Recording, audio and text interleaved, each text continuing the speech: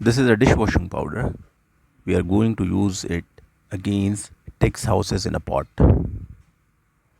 You can see the ticks houses in a pots that can spoil the whole pots.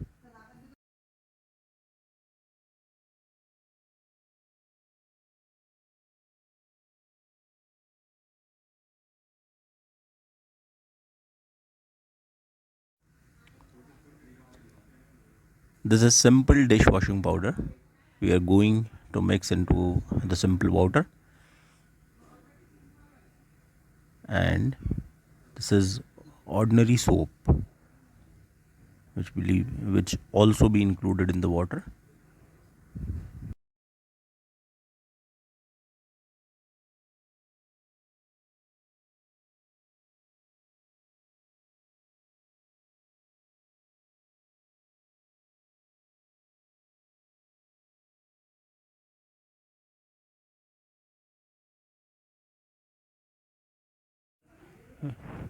We have to shake it well to mix all powder and soap.